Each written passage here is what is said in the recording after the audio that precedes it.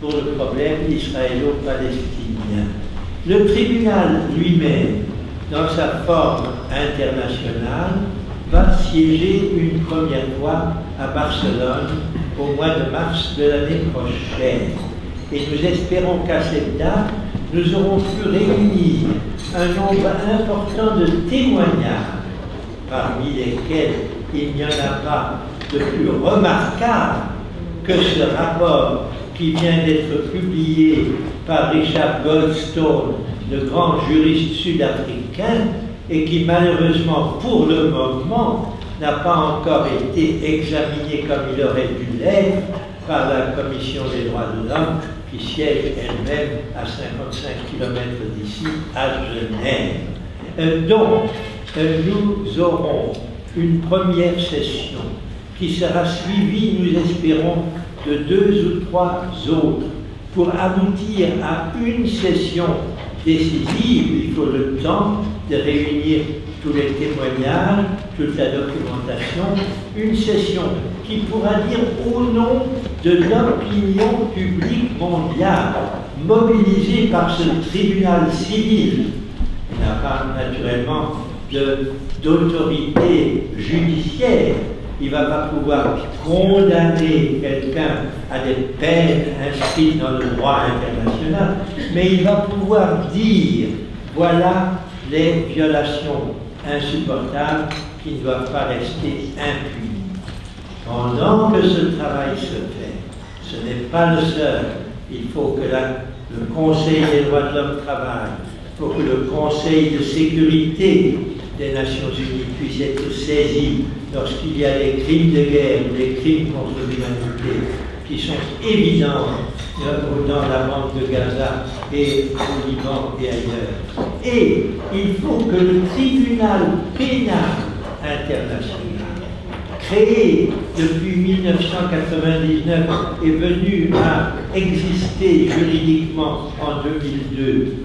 Ce tribunal pénal qui a comme procureur un merveilleux espagnol, M. Ocampo, soit lui aussi saisi, et tout à l'heure vous entendrez Martine vous dire l'effort déjà fait pour que ce tribunal pénal international, qui lui a vocation à juger au nom du droit international, et non plus au nom de l'opinion publique, mais au nom du droit des gens qui se sont rendus coupables de crimes de guerre, crimes contre l'humanité, génocide. Ce sont les 3 inculpations au nom desquelles le tribunal pénal international peut juger quelqu'un. C'est une innovation dans l'histoire du droit international et c'est une innovation précieuse. Mais nous, pour ce qui nous concerne, et vous qui avez la gentillesse de m'écouter, vous pouvez apporter votre apport au tribunal Russell. Cela, chaque citoyen du monde qui se sent comme un citoyen mobilisé par l'injustice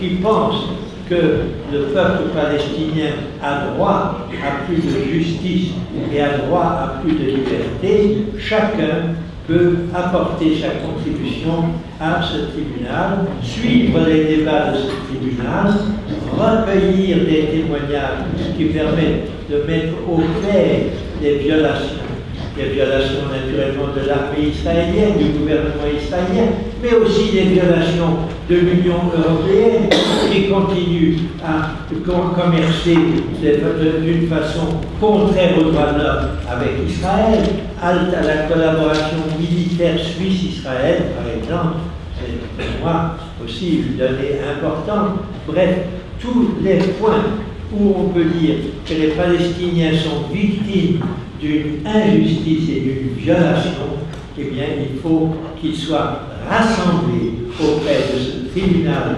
Russell et que ce tribunal Russell soit connu largement, naturellement, dans les médias, dans la presse, et qu'il puisse exercer ce rôle, le seul qu'un tribunal Russell peut exercer, de mobilisation de l'opinion publique. Voilà comment je voulais vous présenter ce problème, vous dire que bien entendu, des exemples de violations, nous en avons rapporté.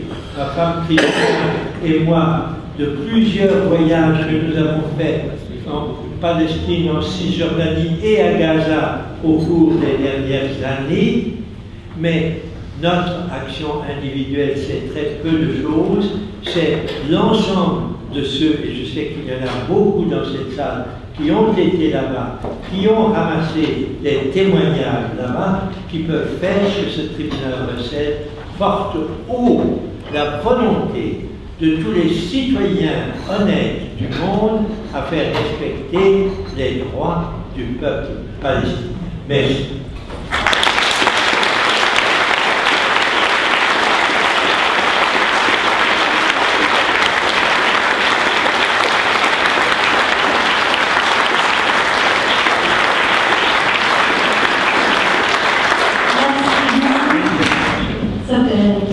D'entendre Monsieur Hessel parler. Ça nous donne envie d'agir. Alors, avant de donner la parole à Monsieur Luc Recordon, on va justement vous montrer le film de Monsieur Pierre Gallon, dont il parlait tout à l'heure, qui parle du tribunal de Bruxelles et notamment de la prochaine session